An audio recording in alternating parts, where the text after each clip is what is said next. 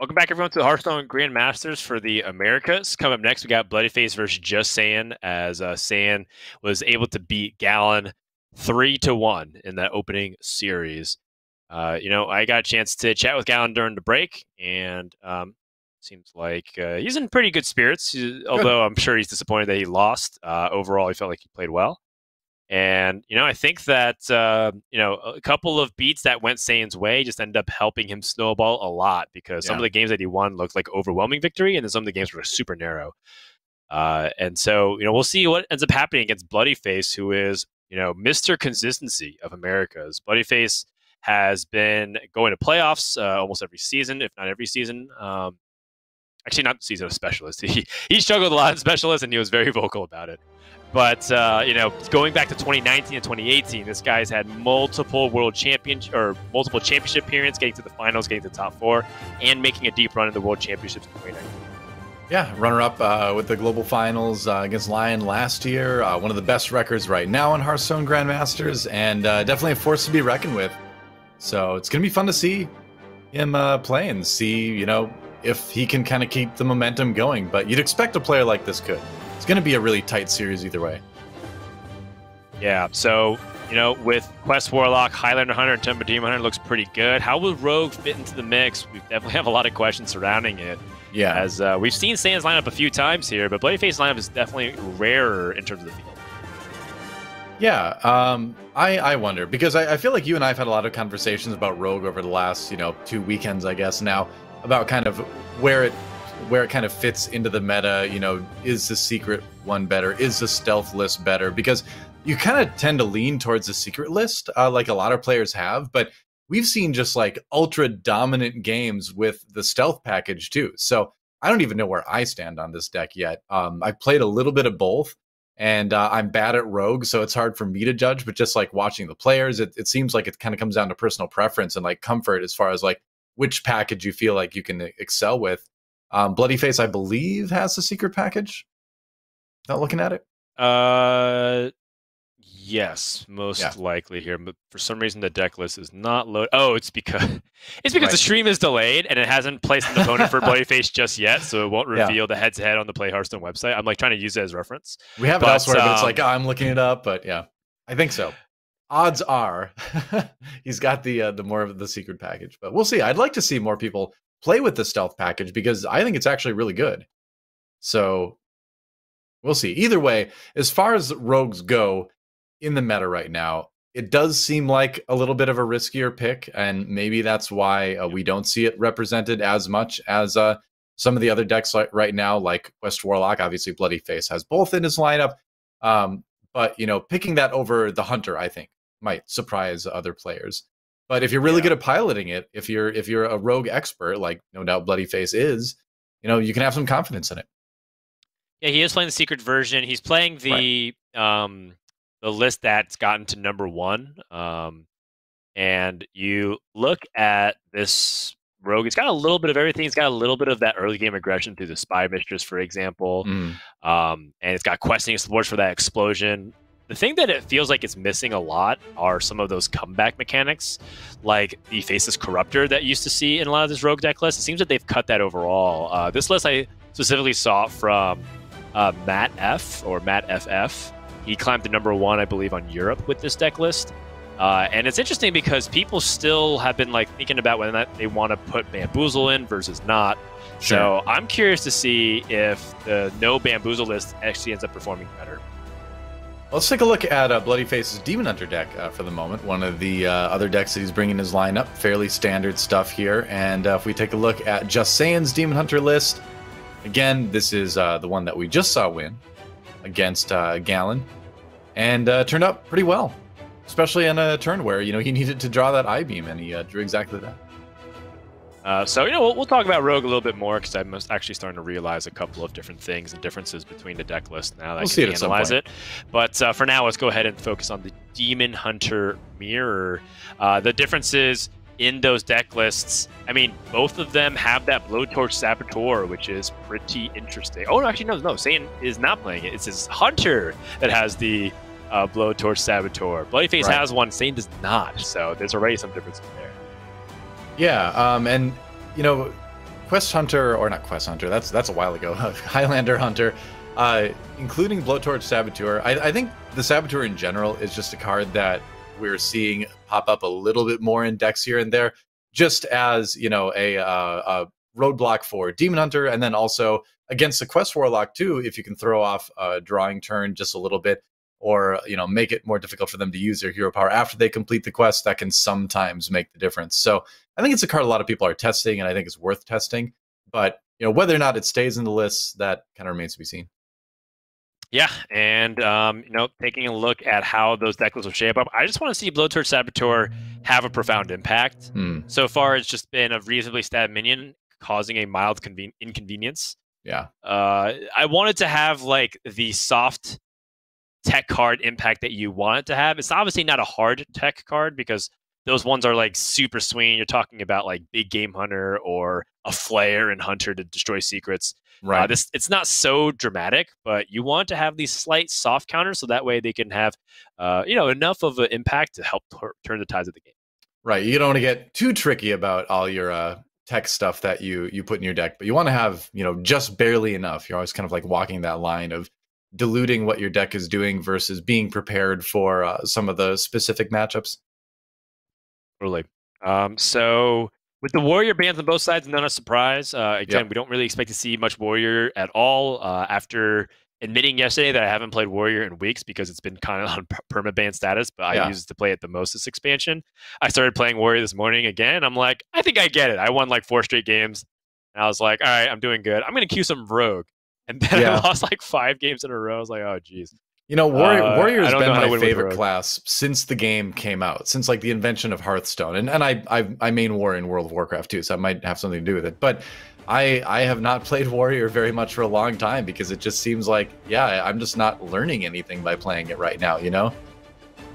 Well, I mean, there's always something to learn. I would assume when you play, especially like for these players. When even if I feel like I have a good grasp on a deck, you know, I sit down and play with Casper Hunter-Ace, for example, and he'll just like point out a bunch of questions that I never even thought of. Not even necessarily like pointed questions like, "Are you sure you want to do that? Are you sure you want to do that?" It's more like, "Hey, have you thought about like doing this play here?" And I'm like, "Oh, actually, I didn't even really consider that."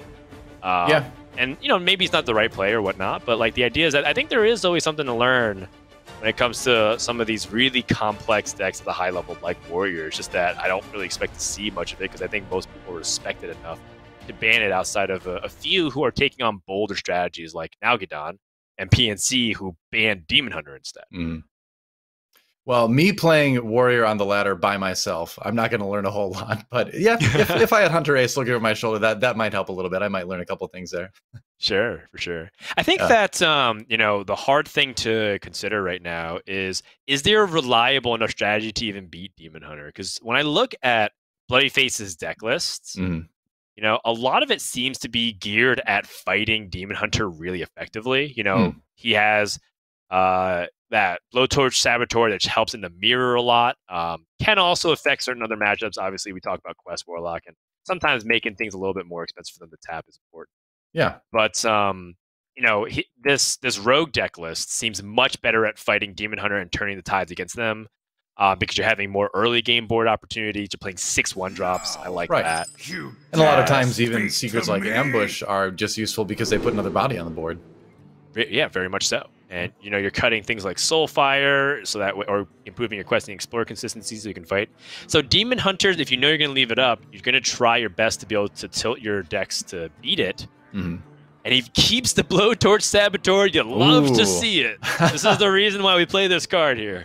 Yeah, and I mean, it's just a solid card stats wise too. You know, paying 3 mana for a 3/4.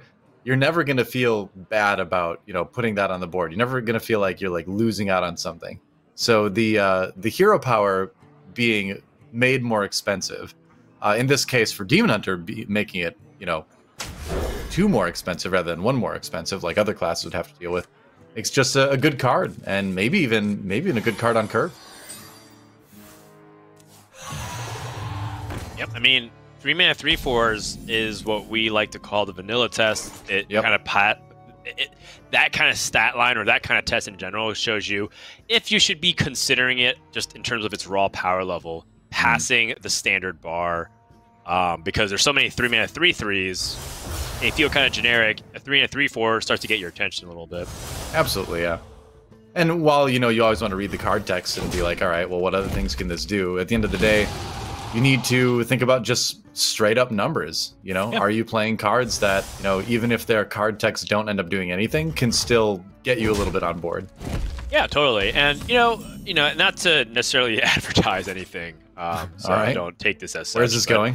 If you end up learning other card games in general, it's really important to look at the card pool and evaluate that average power level per mana that you do spend. You know, there's a lot of opportunities to grow as a player, and just because you learn how to play Hearthstone doesn't mean you can't learn how to play other games that are similar in the genre. And so having those stats are important, which is why Battle Fiend was so insane. As a 1-mana 2/2 at the very beginning release that grew in power, it was just like that.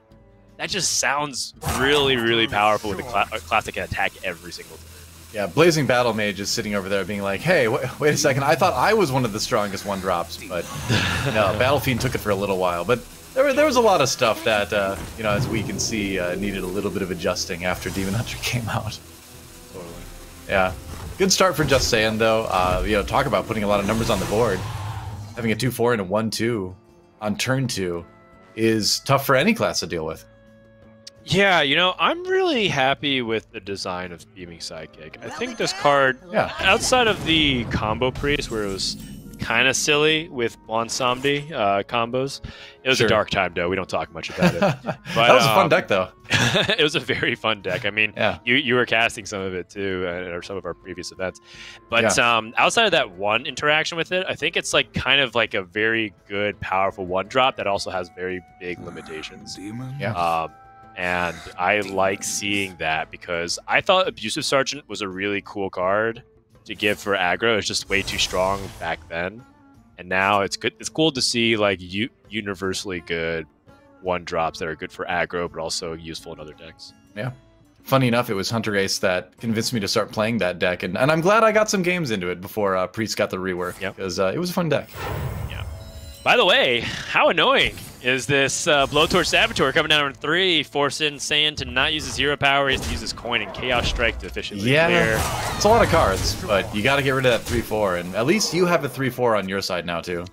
He did give up one of the best things he can do being on the coin. There's not many good things about being second in this matchup, but one of the things you do get is to play turn 5 a little bit quicker, right? If he had the if he has Warglaze or he has the Gladebound Adept, he can coin out and try to tempo, but in this position, Saiyan does still have follow-up plays because he has a Frozen Shadow Weaver, so that's going to stop Bloodyface's Gladebound Adept turn.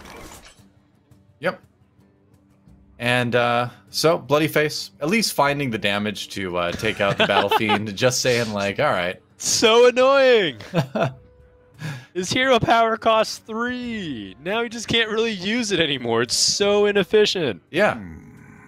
I love it. You love to see these tech cards come into play. It is really insane in the mirror matchup, actually.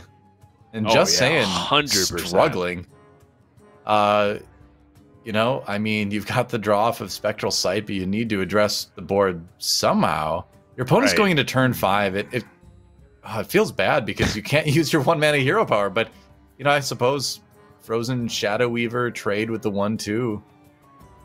But is there a situation where maybe you use the first charge's Twin Slice to clear out the other 1/1? Is it that important?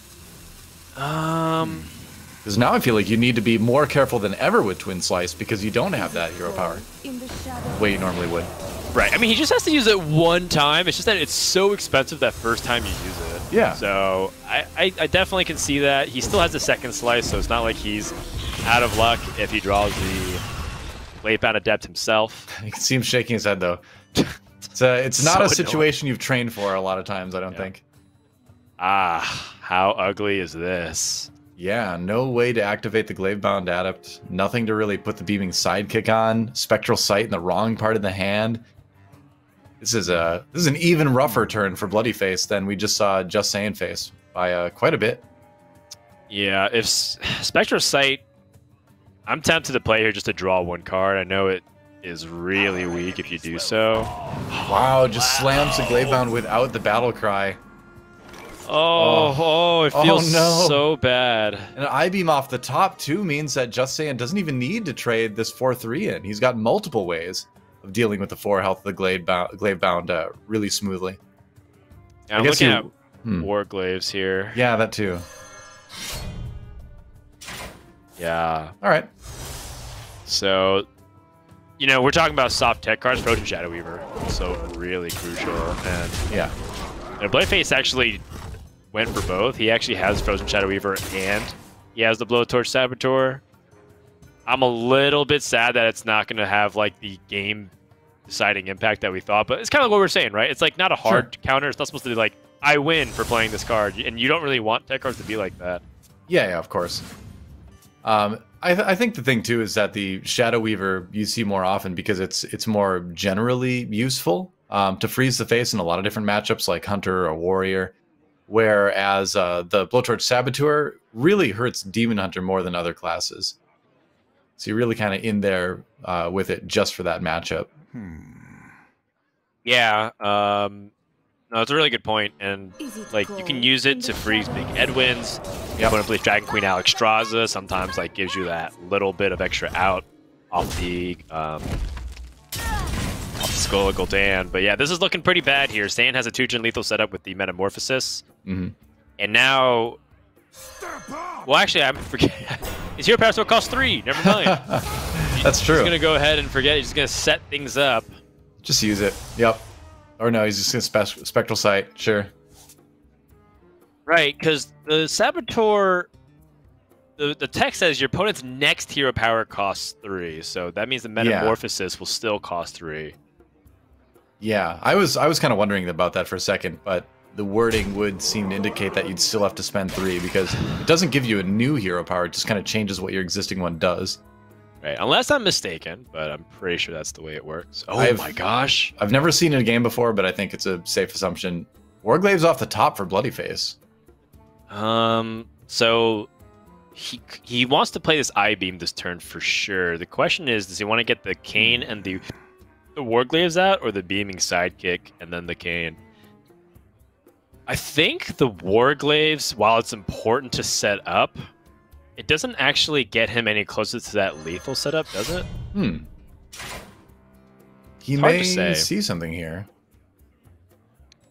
Well, I think the Cane, maybe in his mind, just wants to trade into the Bone Chewer Brawler, and then I-Beam the Frozen Shadow Weaver. That was the first thing that I was looking at. Yeah, that's what I was kind of wondering about too, because that's a way where you can keep your 2/2 alive as well. So it probably seems like a pretty nice balance of getting damage done to your opponent, but also preserving your life total. Ooh, is he gonna go face with this? That is... I mean, it's spicy. a race. Yeah, it is. He's trying to race his opponent. And also, actually, this is really smart, because again, he knows the hero power costs 3 more, so Metamorphosis is not an out, rather. Oh, man. Oh, this 3-mana hero power is just a nightmare for Just Saiyan right now. I mean, it's brilliant in this position because Saiyan once more still can't really deal with this. Yeah. Because he'd be so close to lethal if not for that hero power. Yeah, however, you know, it's not like Bloodyface is showing lethal himself, although Saiyan's close too, right? Bloodyface has 9 damage showing. Demons? Yeah. We know too that he's got that Spectral Sight, so he's got you know, another option to pick up lethal as well. But this game still could go either way. It might be like a defensive maneuver. Like maybe you Cane Sun Fury, trade to the 2/2, then you attack the face and set up for lethal next turn. Actually, he can even just use his hero power straight up, put his opponent down to 5. I like using the hero power here actually, just to get it out of the way. Make sure that you can fit Metamorphosis into your next turn as smoothly as possible. Yep. Yeah, that's what he's gonna do. So now the onus is on Bloodyface to generate 5 damage. If he finds his own Metamorphosis, still has a draw for it. No, he doesn't. He doesn't have the mana to do it. Yep, Spectral Sight. Gets a couple cards. Instead of just one. Ooh, Chaos Strike. Okay, I-Beam. Another draw. Oh. He's got a Ultras. No, that's not going to do it, is it? No, doesn't have any other Let's see, because he could go up to 6 with the hero power. He could do 9 total. Super close. Super duper close. I really think that this could have gone Bloodyface's way if Saiyan just stumbled a little bit more, but he did a good job kind of like weighing the risk and reward. Right. Yeah, and it's pretty incredible, honestly, that he was able to find a line of play that didn't require him to really use his hero power for the majority of the game, which you would never expect from a Demon Hunter. Exactly. He's trying to get that beaming sidekick as big as possible. Yep. Bloodyface kind of like all-inning with his hand, but oh, I mean, but Saiyan go for the tilt play. That'll do it. The hero power and then the Glaive Man Adept off the top of the deck. Yep. Had the Metamorphosis as well, but sometimes if you get the kill with that card you just drew, like you said, it can be a little bit of a tilt play. Oh, it's see how Bloodyface reacts. I think Bloodyface is you know, you don't get to this point without being pretty collected, even if you do run into these situations.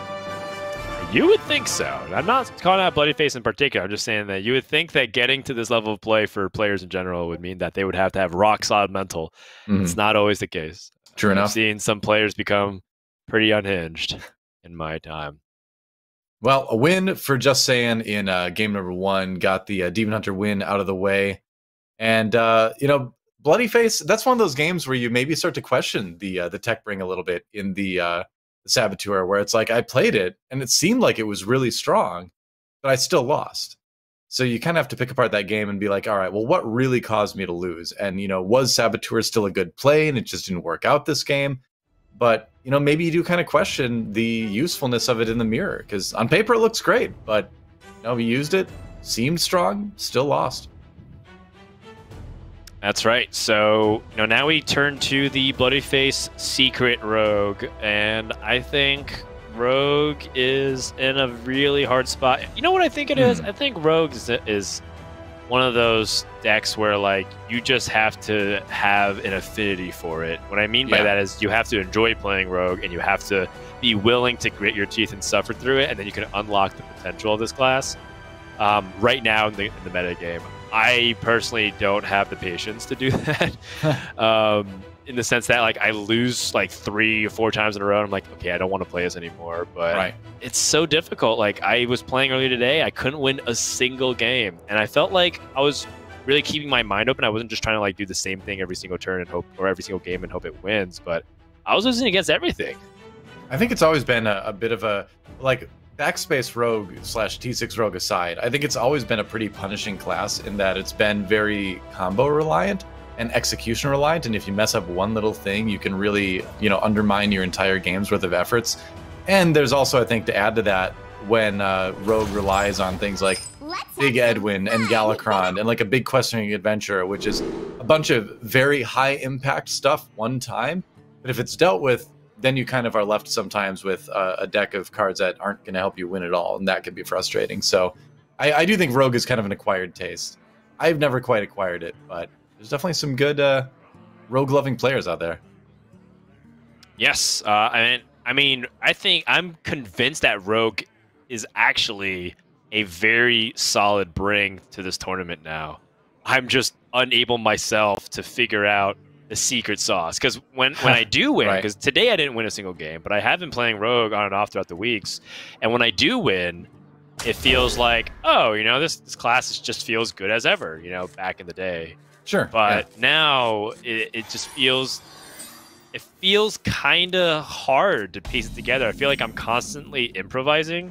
I mean, if anything, Rogue feels kind of like playing an auto battler right now, like playing Battlegrounds. I'm just like improvising win conditions constantly with it. Yeah, I suppose, especially with the reliance on a ton of lackeys, you are really having to kind of rely on what you end up with each turn. Your plan does change turn to turn.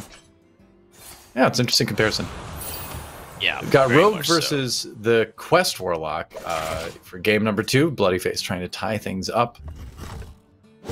Seems like a pretty solid hand, though, for Just Saiyan.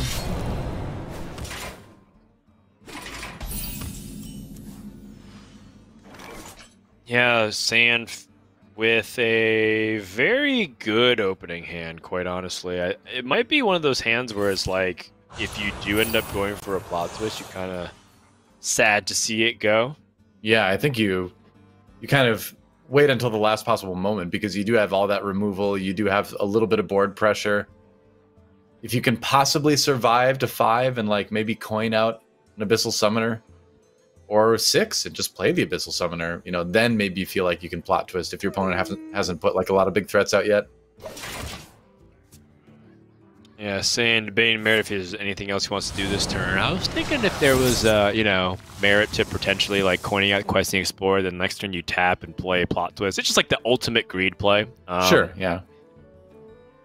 I don't think it's necessary, especially if Saiyan needs to react to his opponent's turn, which isn't likely. Because it's weird playing against Rogue sometimes because you never know if you're going to have one of those games where you have a lot of time in the early game where Rogue isn't pressuring that much, or if you're going to have a game where suddenly on like turn 3 and 4 or 3 and 4 there's like a 10-10 Edwin, right? So it's kind of hard to predict like how you should approach this as a Quest Warlock because you don't really know what sort of board state you're going to run into because it can change so rapidly. So is it time to plot twist? I don't. Okay, I guess it is. I guess that answers the question. You're going to certainly get a lot of benefit out of it in terms of just drawing a lot of cards. He's tapped a lot. Picking up a Broodmother is good. He also kind of knows what's coming.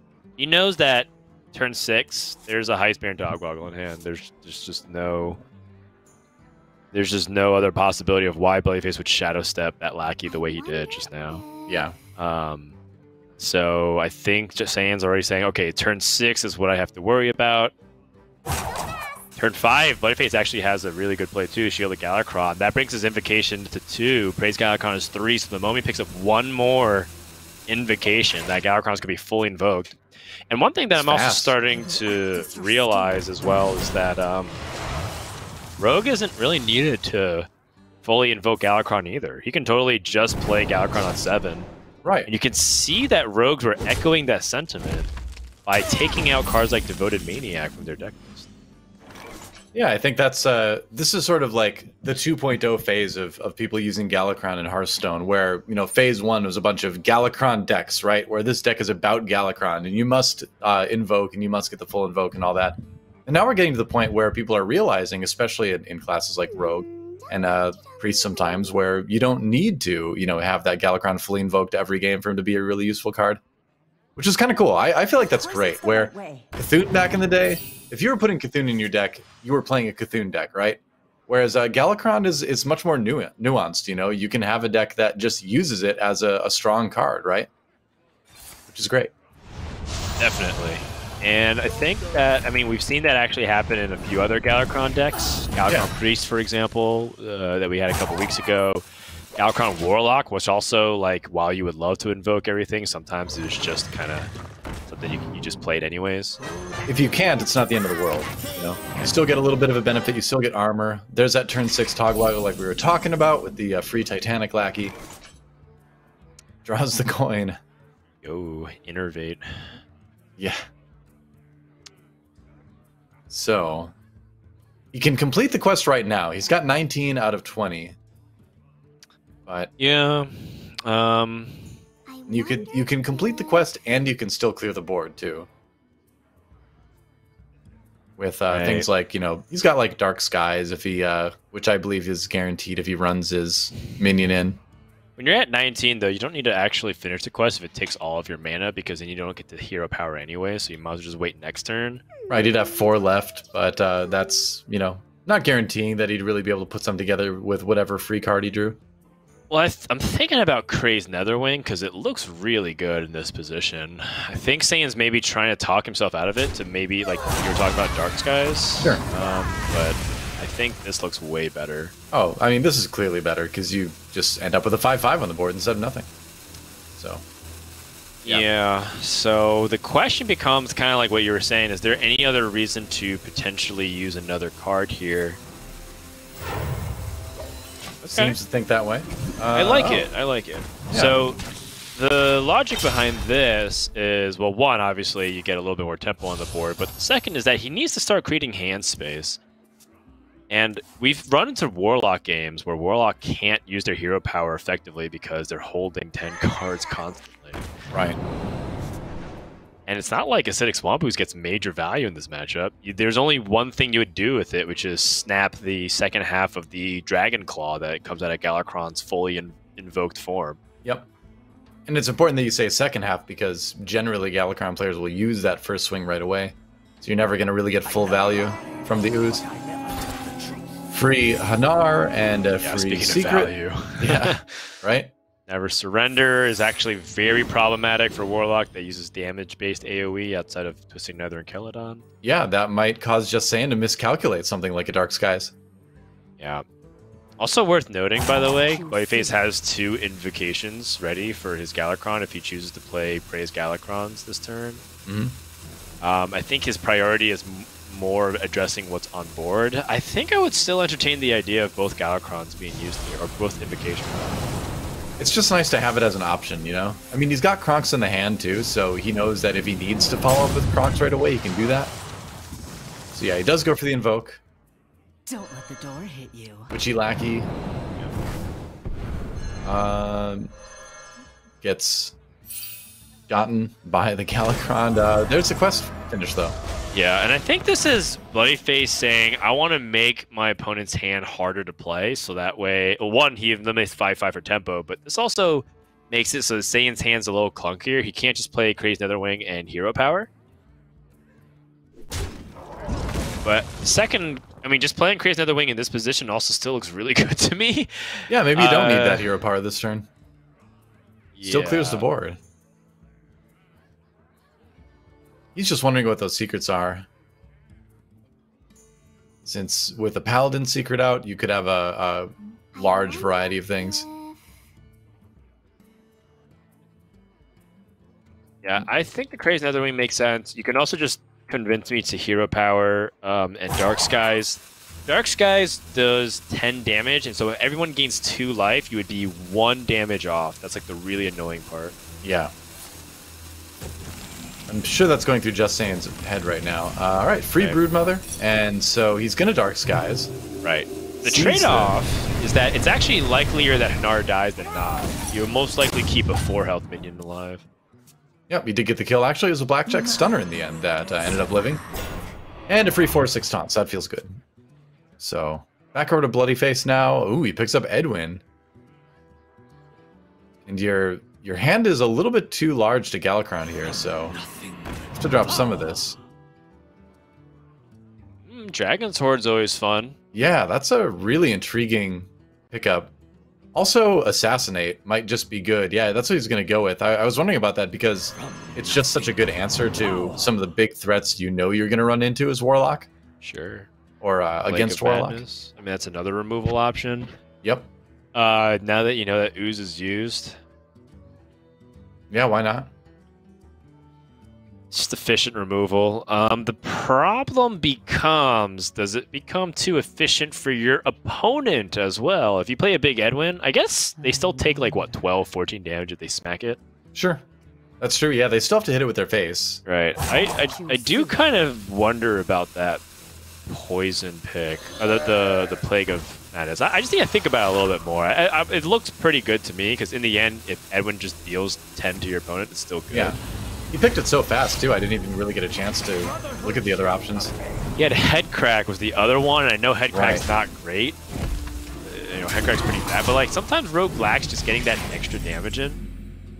Here's what you're talking about, too, where he does give the weapon with poison over to justsaiyan, but he says, all right, if you want to kill this Edwin, you can do it, but it'll cost you 11 HP.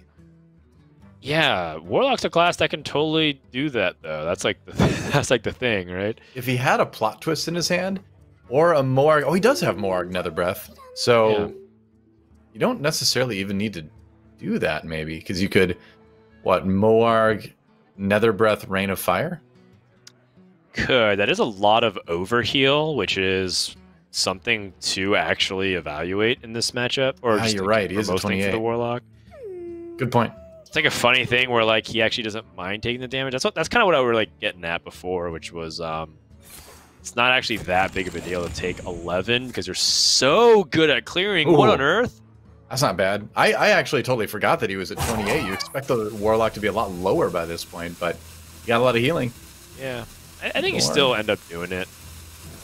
Yeah, maybe. He's debating on the Crazed Netherwing because it does clear a lot, and it does set up for a Moarg Nether Breath. Oh, okay, you can go Keldon too.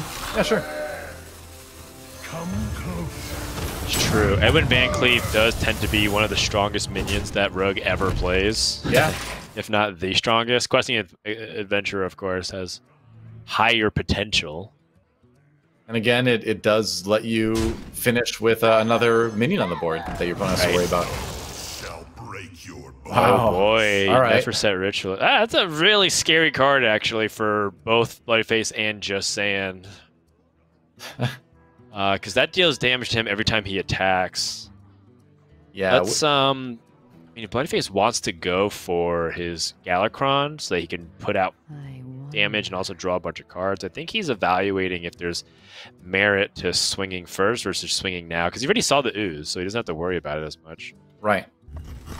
Yeah, so he doesn't need to worry about losing that weapon like he normally would. Opts to use it for the 5/5. He's going to get 5 armor back, so essentially going even in terms of effective health.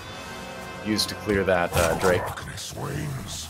Free Shield of Galakron. Nice. Seems pretty strong. It's a lot of health for the Warlock to go through. I don't know if he wants the Blackjack Stunner or the Keladon, but it does cost 9 mana, actually, so... It would be tough for Just Saiyan to play at that point. Or is it 9 mana? 7 mana, excuse me. 7. Plus 1, yeah, so it'd be 7 in that case. Well, Just Saiyan looking a little bit flustered with this turn.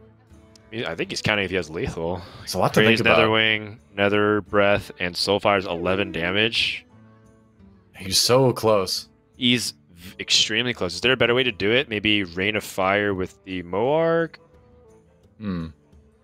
And then Dark Skies. No, because then you're not getting the damage in. He's very, very close to lethal. And I wonder if actually this is a fun lethal puzzle that we're just not able to solve in 70 seconds on the fly.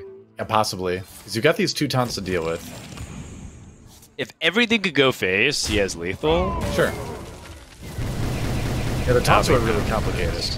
I don't think there was. Mine's this opportunity to Moidal Coil, though. Alright, that feels pretty good. I think it's play the Abyssal Summon at the end. He actually can sense demons first, so he could fill up his hand even further. That's so sick. And he heals back to full. Yeah. Wow. It's a virtually full. Close enough. Close enough to make it nearly impossible for Bloodyface to win from this point. He does have Kronks. He does have Shadow Step. So, yeah, and he does still have that Assassinate too. So he's got a way to deal with one of these big threats. It's not impossible for Rogue to win here, actually. He's got some really efficient tempo plays. His Blackjack Stunner is really good. Like you said, the Kronks is still presenting really big threats. Yep. Oh my gosh, Draconic Lackey can pick up Ysera Unleashed. I'm telling you, Doa, you're piecing things. He has a triple. No, he doesn't. That's a Faceless Lackey.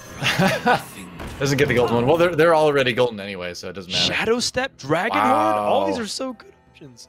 All right. Rogue. Yeah. Sometimes just does not run out of options. Wait. Finley! He might build a Shadow Step Finley. Is that ever the play? You have an extra Shadow Step here. Do you want something other than getting a Lackey, though? I mean, Tank Up is really good. That's especially true. for Warrior. Some damage maybe in there. Yes, it gets Warlock. I mean, Yeah. I'm excited because I'm a caster first, right, and a Hearthstone competitive player second. Right. I mean, It's a just lot of times, exciting. you know, oh, he loses the summoner, that hurts. But Yeah, yeah, a lot of times we're going to talk about the plays that we want to see, sometimes over the plays that are maybe the best to make. Yeah, he's super dead, but Yep. Another one comes in, but there was a glimmer of hope for a moment there. there's a glimmer of hope, and I think that Bloodyface was doing his best to set up a 2-turn lethal, but chances are Warlock, when they have 10 cards in hand with 24 cards drawn, has burst damage, so it was optimistic. to assume Saiyan didn't have that, and I think that's what bloodyface was going off of, saying like, yeah, you know, if he has it, he has it, but Yeah. I gotta set up what I can do. But quite frankly, I feel like that's an experience that I have very often with Rogue. What bloodyface just went through, which is you die with like a soft 2-turn lethal setup, and you're holding 10 cards. It's like I feel like that happens so often, and it's such a bad feeling when you die with so much. You know, it's like, yeah, it's like dying with all the gold still there. It's like, it's just like, I felt like I had so many more options, but yet at the same time, I feel like I was powerless. You definitely feel like that's a game that you should have won, right? Just because you had so many things to use, you know? So you're like, certainly there was a way I could have won with all of this in my hand. But that's not the case, and Just Saiyan continues to bulldoze his way through this bracket and through this match, one away from getting the 3-0 and moving on, and I believe that we're taking a look, at the deck that he needs to get a win with, which is Just Saiyan's Highlander Hunter.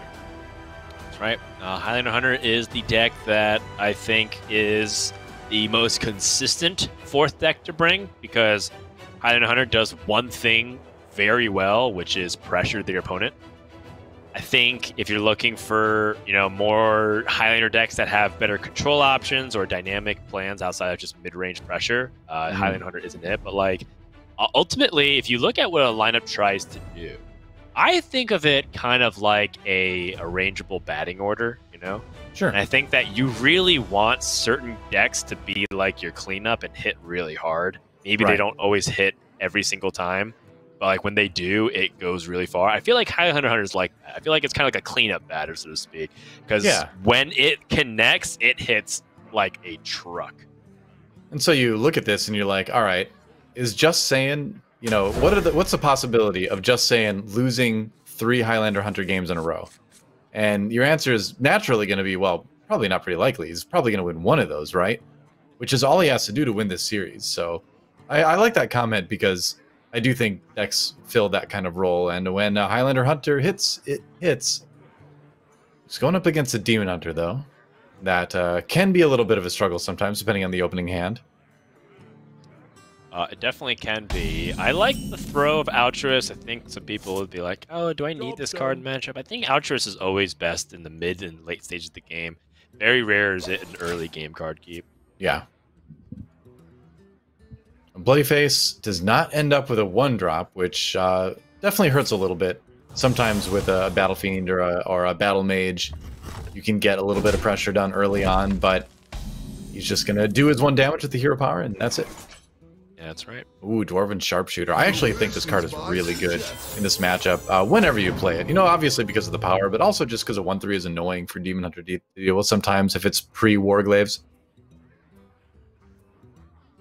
Yeah, in this case, I think you most likely want to take a tempo option like Animal Companion.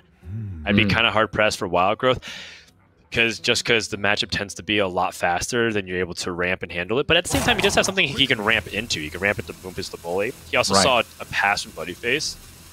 The last thing is that sometimes the game offers you like Power Word Shield, and I think that might also be okay. And we actually saw Gallon earlier this season do that. He played Zephyrus into a Power Word Shield and then 1 tempo on the board, and he was in command for the rest of the game. It doesn't hurt. It's going to be the Animal Companion for Just Saiyan, like you predicted early on. Ooh, Scale Rider. All right. That's good. Yeah. That's a really good pickup. So a couple or 3 really potent 3-drops for Just Saiyan right now. Animal Companion always just generally strong in terms of what it brings you. Primordial Explorer, nice to get out there just to help tailor the rest of your turns based on what it gives you.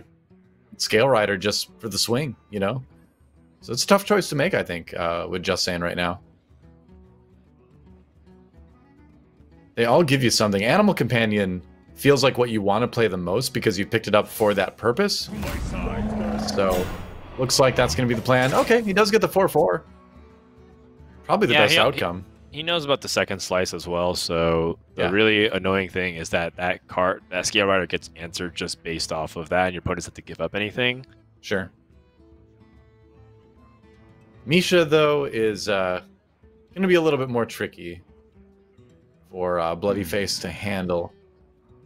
Like you said, he's got that second slice, but that would mean he would have to use that and his 2/1/1s to take it, or, you know, hero power and run in with 1/1/1. But you want to put something else significant out on the board at least this turn. Yeah, bloodyface deep in the tank, or his webcam is frozen. One or the other. It's likely both. I think it is a bit of both. I don't see him moving. I don't see like a breath going on or anything there, but I'm sure if we could see it, those probably would be about the same. Uh-oh. Uh-oh. Hoping he's not experiencing internet issues. Well, he's playing a card. Okay, so maybe just a webcam issue. That's good. Blowtorch Saboteur, again, making the hero power a little bit annoying. Right. Yep. And he is just going to go ahead and trade things in to take out the 4/4. Takes 4 to the face, but you know what else can you really do? I mean, it swings the board in your favor, and I think bloodyface is probably not too disappointed by that. Yeah, that's totally fair. Huh. Corrosive Breath. Doesn't fit into the turn very well. No, and I think it's something that he'll have to wait on for a little bit. That Corrosive Breath really lines up better against cards like Frozen Shadow Weaver. Not really the Saboteur, so I think this might just be a slow play here from Saiyan. Just get value off his steady shot while he can. Yeah, I mean, it's a good time to do it, because it costs 3 anyway, so you're using all your mana there, so why not? Right, exactly. Yeah. I like that. I think Scale Rider also had merit too, and then you can use your cleanup on the following turn. So if he played Scale Rider, for example, and the Blowtorch Saboteur traded into it, he could play the Dwarven Sharpshooter and Corrosive Breath on the following turn, but it would have been worse tempo on the, and then his opponent might not actually play anything. All right, yeah. Interesting choices here. Consume Magic can be useful, but maybe not in this matchup so much. Blade Dance. I agree with that. You know, Blade Dance, we're kind of getting past the point in the game where you're going to be, you know, using that to clear a larger, wider board of smaller minions, I guess, from the Hunter. Do you maybe just go Coordinated Strike because it's 6 damage to a minion, theoretically, for 5? Yeah, or 3, rather. For 5. There's I can't count. I think it's called like Summon the Illidari or something. Yes, but it's that's basically the that's what I was version thinking of for some reason. Yeah, it's the Griffin. Ow, that's actually both outcomes were good. 6-or versus Diving Griffin, but I was gonna say like that's kind of unfortunate though because he would rather have these 6-or trade into the 3/4. Actually, that's really he lost a 50-50 there. That's You end up having to do a full-up trade rather than just have an injured minion on the board against a 2/3. Warglaives. So I was gonna say that what I do like about Blade Dance is that the moment you pick up Warglaives of Azeroth, you end up having a really powerful swing turn. But it's kind of like what you're describing. Hunter isn't really the deck that goes wide very often. They play one threat, and then that threat usually goes phase. And then when you're done spending 2 cards to clear it, they play another threat. Well, especially at this point in the game, right? Right. Now, we say that, and yet... I know, look at the hand. Saiyan does pick up the Saboteur, which I think is low-key really good here. I also like entertaining the idea of playing Zixer onto the board, so that way the moment... Because you're entering that mana territory where the moment you draw Zixer Prime, you start to get really powerful swing turns, so I like... Job's done. Why not? I mean, you do also give your opponent something that they pretty much need to answer, which Warglaives does a pretty good job of that. Although he can't use his hero power with it, so that is a little bit more annoying. He has to dedicate one of the ones into the Saboteur. Every little bit helps. Yep. Also, love the Sherbert burst colors of this Illidari. Actually, I haven't seen the golden version of it because no one ever picks this card off of Opera Scoundrel. Yeah. And obviously, I don't have golden versions of that card that I'm playing. But really? I do not, no. I told you that I avoided playing Demon Hunter on ladder, therefore I don't have a lot of ranked wins, and therefore I don't have the class leveled up as much as I should. There you go. I was mainly playing it against friends, and you climb EXP so slow when you play only. Yeah. Finds good use for the corrosive breath here. Fits in really nicely with the boom pistol bully. Oh, and right into the glaive-bound adept draw. All right. Yeah, I think bloodyface was most likely going to set up a metamorphosis opportunity, but the problem is that hero power costing 3, and oh, how the turntables have. Oh, how the turntables. Metamorphosis, though, still something to be considered, although the problem does exist of how you deal with this boom pistol bully. Maybe the answer, actually, for bloodyface is simply to exhaust the hero power now. Oh, wow, that's so painful. Yeah. And also, part of me wonders if you're supposed to play Altruist here. Your opponent's going to turn 8. So, you know, you haven't seen Bran yet. If he does play Bran, and he does decide to run into Altruist because he's scared of it, you know, then great. But he probably won't either way, which means you still have the Altruist next turn to maybe get something done with. So I think it is a little bit of a lower risk Altruist turn, just thinking about what Hunter has access to at this point in the game. Then again, sometimes you just draw Stormhammer. But 16 health does make you think twice about that. It looks good on paper. Scale Rider and Prison Felmaw Stormhammer. Yeah. Looks super good, but, I mean, you gotta think about, is the game gonna even matter by the time Prison Felmaw gets unleashed? Yeah, very good point. Yeah, if your opponent sets up a 2-turn lethal next turn and Prison Felmaw doesn't matter... You're probably better served by hero powering. I think so. Yeah. I don't actually think you're supposed to play this Felmaw now. Nope, I agree. I think you're totally right. 2 turns from now, this game is almost certainly going to be over. So the Felmaw would either be swinging in for lethal or, you know, it's just not going to get a chance to swing in at all. Ooh, Skull Gul'dan off the top. I-Beam would be massive. Overseer. Oh, Shadow Weaver's pretty good here, too. Okay, Spectral Sight. It's still fine the I-Beam. Oh. Wait. No, it costs 1 at that point. Yeah. You can play Satyr Overseer, which is huge. Is it cold in the shadows? All he sees is weakness. Wow, and that's a lot of damage represented. Saiyan's in trouble. Yep. If he had one more mana, he could maybe pull something crazy out within a Grand Slam, but it's looking pretty grim right now. Skull of Gul'dan is so sick. Dragon. He needs to find Evasive Worm. I think that's the only way they can answer the board. Yeah, or probably rushing in. Emerald Explorer? No, Emerald was a Druid card. Yeah. Trying to think of what else you could maybe use for a taunt or a heal or something. Brightwing. Wow. Okay. All right. I'm open to suggestion here. Sure.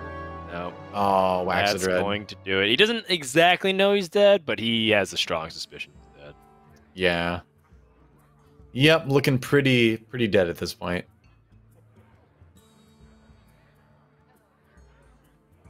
Probably Hero Power Battle Mage just to throw everything out there and do as much damage as you possibly can. Quickly. That Frozen Shadow Weaver, though, really bailing out Bloodyface.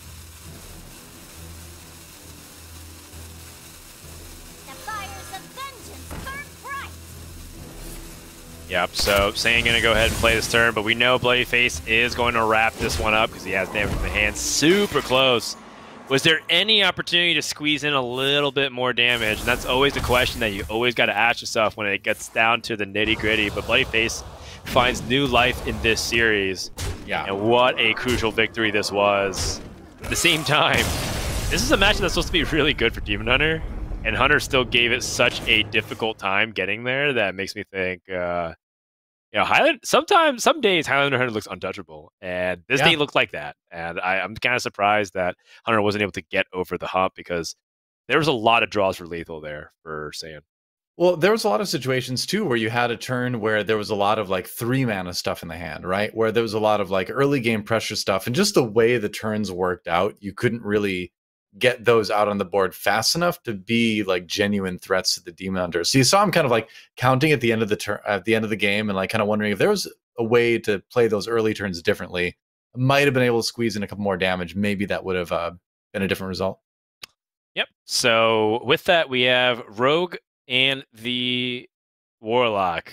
And those are two matchups that, quite frankly, I think are good for Hunter. So I'm still looking at Pagan Justine to be another top 4 candidate here.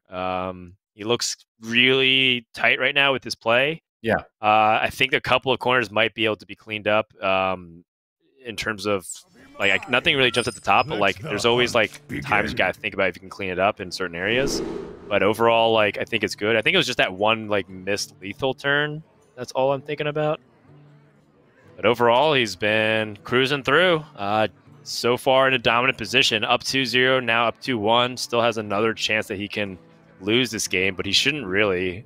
Right. It goes back to like, is Just Saiyan likely to lose 3 games of Highlander Hunter in a row?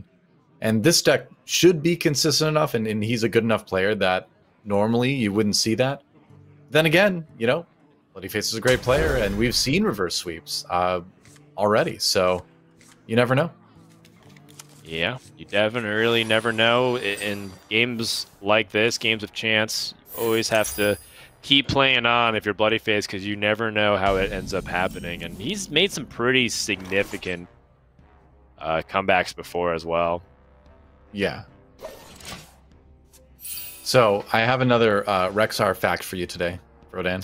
By all means, though, that's the reason I know you why get excited. I cast. He's not actually an orc. Did you know that? He is. I bet you did not ever think about him as. I don't really see orcs versus humans, though. Well, that's the entire premise of Warcraft, so you right. should. But I'm not. I don't. He's half orc, half ogre, actually. He's known as Mach Nathal. That is a fun fact. Thank you. There you go. Yeah. Today's Rexar facts. I expect one tomorrow. That's right. Specifically in Series 2, Game 4. That is brought to you by Tharid, who's a writer at Hearthstone Top Decks. Thank you for sending me that fact. Great. Shout out to Hearthstone Top Decks, by the way. A great source of locate for, if you need to see what other Twitter deck lists people are posting, for example, and you don't really want to open Twitter. I don't blame you if you don't want to right now. Sure. Either way, Saiyan is playing a pretty powerful early game. That Felmog got to go face for 5. I immediately am thinking about dropping this Boom Pistol Bully. To my side. He ends up going for his Animal Companion. Wow. The upside of it is fairly comparable. Well, he's been really hitting well, I think, with the 4/4s. Obviously, Huffer gets you damage done right away, but again, just having a high health minion is annoying for Quest Warlock to deal with. So the Animal Companion's been working out for him. Yeah. Here's a fun fact for Rexar. I want to ask if you knew. All right. Did you know that Misha is a bear? Yeah, I did. Oh wow, you really do know all your lore facts. Oh. I grew up in Wisconsin, where we have many bears wandering the forest. Maybe none quite that big, but I saw a couple. Gotcha. Not 4/4 big. Maybe like 1/1s. Yeah, well, they're black bears, so they're they're not as big as grizzly bears. So they're they're like 3/4s, whereas a grizzly bear is like the 6/6 to 10/10 range. Yeah. Sure. I'm not exactly sure of. You said Minnesota? No, Wisconsin. Wisconsin. Yeah. Sorry.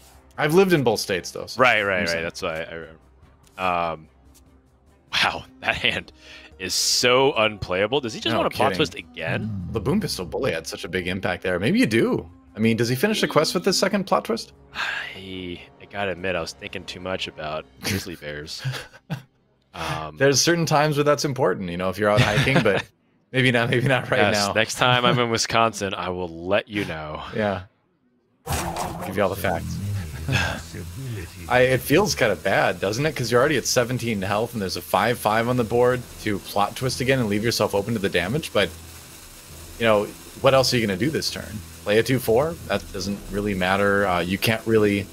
You don't even have enough mana to Moar Soulfire the 5/5. I think plot twist is the only option. It's a bad matchup. Then you got to take the risks. He finishes his quest, and he's really going to hope that he can hero power into something very meaningful. Yep. This is 8 damage, 10 through the hero power. He didn't even heal. He didn't even grab any of the Arnasi Broodmothers out of that. Yeah. That is really rough. I wonder if he wants to just play CM. No, you want a hero power every turn, don't you? Yeah. That's generally the rule as Hunter, isn't it? Dragon Queen Alexstrasza. That is pretty good. Yeah. I think that's an easy choice. Yep. Next turn, you have at least 6 damage from the hand for 5 mana through the form of Kill Command and Corrosive Breath, with a lot of upside if a beast survives or a beast gets on board. Like you could Diving Griffin Kill Command or something, possibly. If need be. Probably won't need that. Alright, there's a little bit of healing. Okay. That's big. Yeah, now we're back online a little bit.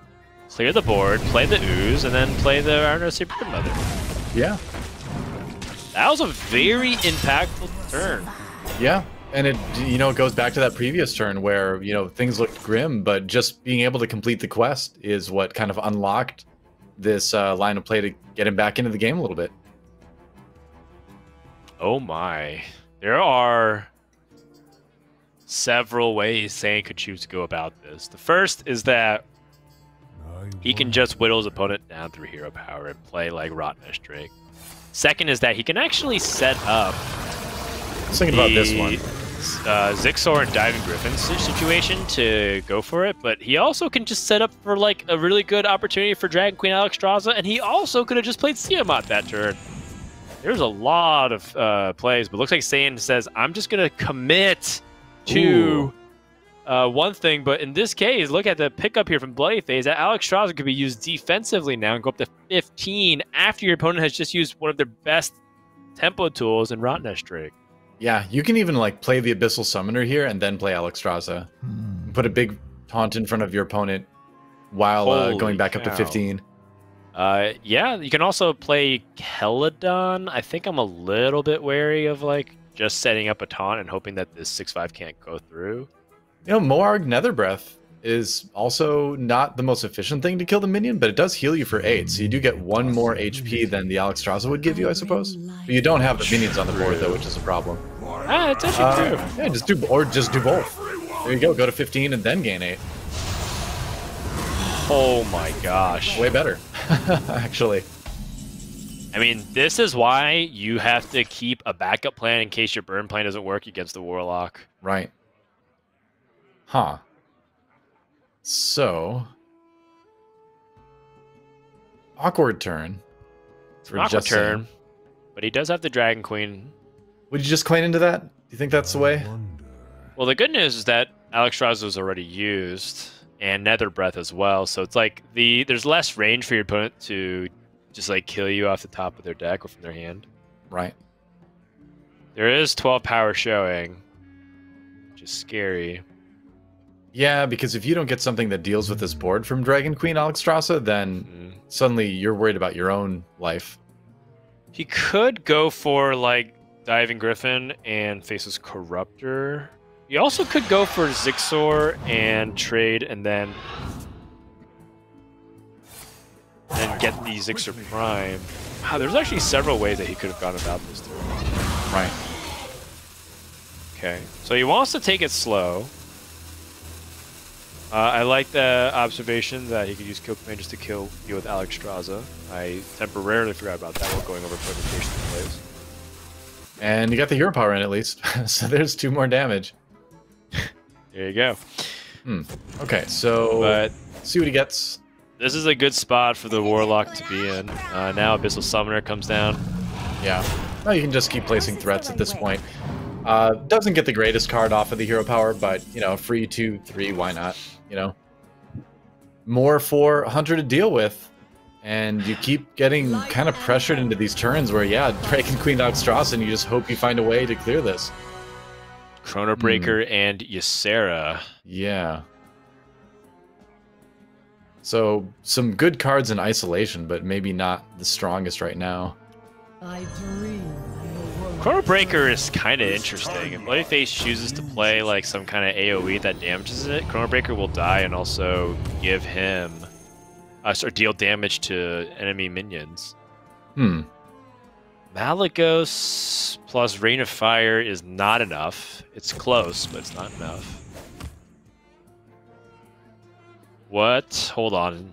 What damage is that? 10, Yeah, so 12, he's got 11, 13, Come close. 17, 20. But he's also got that lethal next turn because of the Malagos, Soulfire, and the Rain of Fire. right. Is 15 damage. Does Unleash give Just Saiyan an opportunity here? I don't think so. Not without Zephyrus. Usually that's the No. key. If you trade the Chrono Breaker in, you actually kill everything on your opponent's side of the board, I believe. I think if you're Just Saiyan, you're thinking, even if I do that, I'm at 10 health, and I'm playing against a Quest Warlock, so the possibility of dying from hand is still there, but that's the only thing you can really do anything about, though, since you're not really equipped with a way to heal. So this is 7 to the Dragon Breaker, 8, 9, 10, 11, 12, 16. Wow. It's a lot of damage. It's A so lot of close, damage, actually. but not enough. Yeah. All the I games. can't believe this quest. Oh wait, no, he can't. He can't actually play the Rain of Fire now because you. Oh no! You gotta be kidding me, man! Wow, another heal, another taunt. You gotta be kidding me! Yeah. Oh my goodness! Well, what don't a have to worry about time Rain to of Fire get anymore, that huh? heal. We're all tied up. Just saying. Yep. Feels like I would feel like that too. Brood Mother off the top, equipping the lethal play, and that's gonna send us to game number 5. It's just Quest Warlock is, I don't know, it sometimes just comes up with the most random ways to get there, but at the same time, it's just like that's just what the deck does. You have a limited time to pressure, and then when it starts getting those free hero powers, it has incredible range of what this deck can do. So overall, I mean, bloodyface played to his outs, and that was a very opportune heal. Yeah, he was able to capitalize.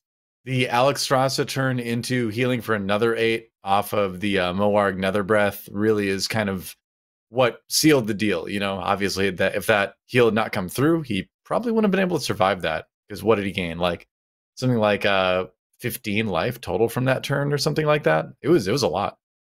Yep. And I think that overall, you gotta really admire the tenacity from bloodyface. It comes down to the rogue versus the hunter. Another matchup that I think hunter is good at. But at the same time, you know, the secret rogue has got a lot of tricks up their sleeve, and this variant of secret rogue in particular is harder for hunter to deal with. Because questing adventure, if they just get onto the board and you have a bunch of lackeys, you don't actually have that many reliable ways to clear it. Right. This is getting a little bit scary for Just Saying now at this point.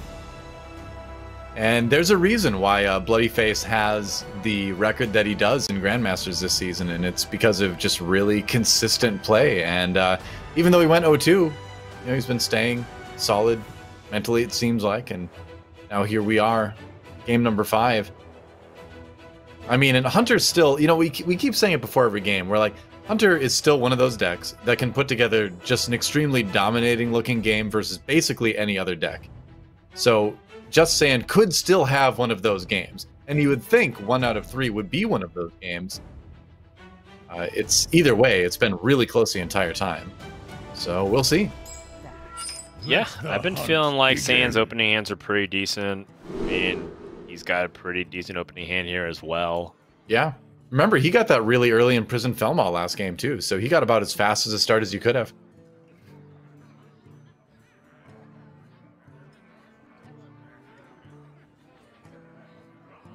Do you throw anything back if you're Just Saying, or do you just keep all this?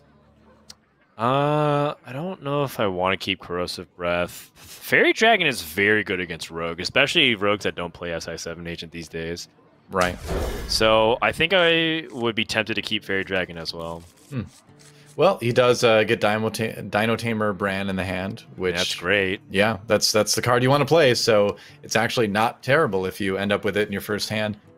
Rottennest Drake obviously going to take a while to come into play, and it's going to need another activator, but can be a very powerful swing card against Rogue too. Oh, you hate to see that if you're bloodyface. A 1-drop off the top of your deck from 1. I mean, Saiyan fans love that. I mean, Saiyan kind of saying, "Hey, man, I can top deck the right card at the right time too. Check it out." That's true. We threw out the. Oh my gosh, that's insane. Wow. We threw out the term top deck very loosely in Hearthstone, almost to the point where that card that word doesn't, or that phrase doesn't mean anything anymore. It just means you drew a card. Yeah. But good card. that Earnestly Broodmother was like actually the top deck. But I can't overstate how important this shot bot is. That is the nuts. That is a very hard minion to remove as a hunter, and it challenges a lot early on, like fairy dragons and stuff. Just want to watch his face as it gets played. Let's see. Wow. Look at the stress on Saiyan. He's very much feeling the pressure here, or at least the anxiety of competing, and knowing that he was up 2-0 and he might end up just getting reverse swept here. Yep, and not pleased with seeing the shot bot hit the board.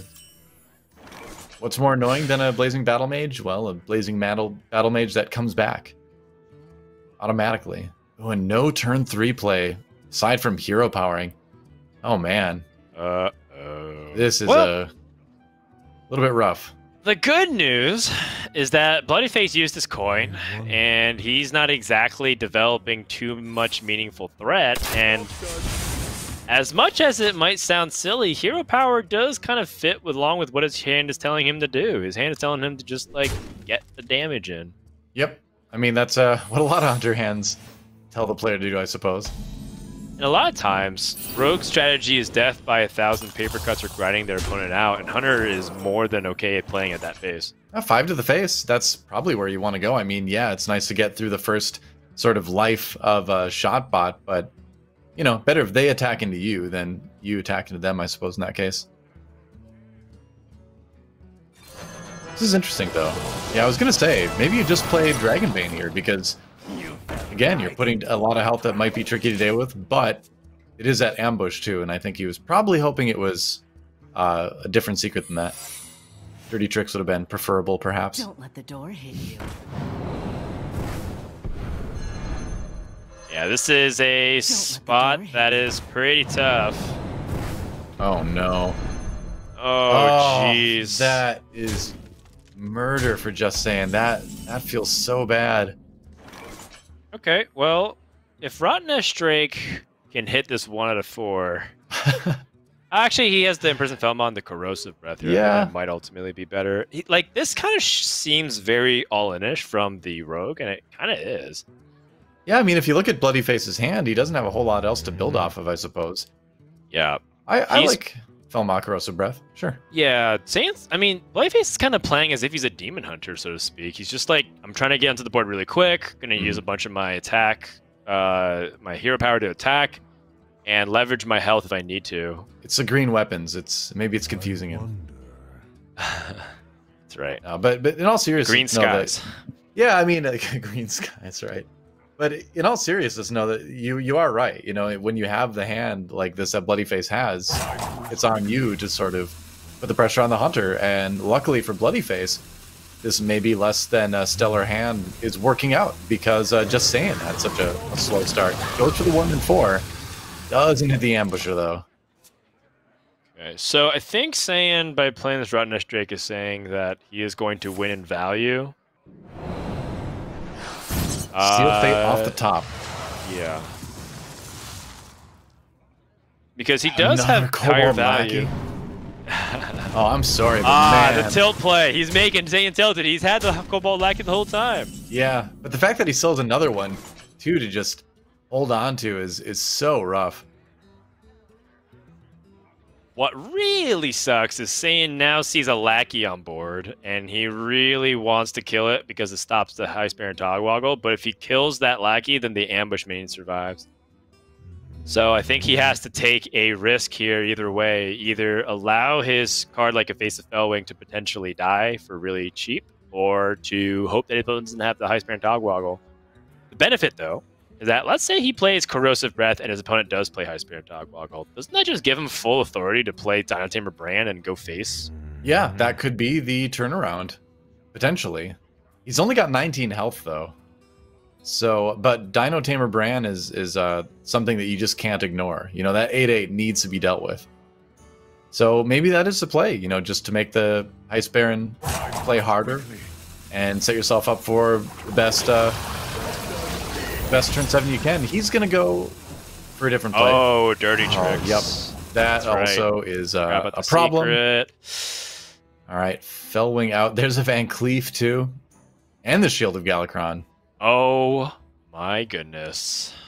Rogue's gonna find a way to do this, aren't they? You have Cobalt, looking like that. Lackey, Shadow Step, and then you can play it again and then play Edwin. That's at least an 8/8 Edwin. Yeah, and the Rotten Nest Drake has already been used. So no easy kill on an Edwin that I can think of right now for Just Saying. Miscreant. And another Cobalt Lackey, of course. But he's got another one in his hand. He's got 3 Cobalt Lackeys. He's just been chaining Cobalt Lackeys out of this stuff. Saiyan is losing it.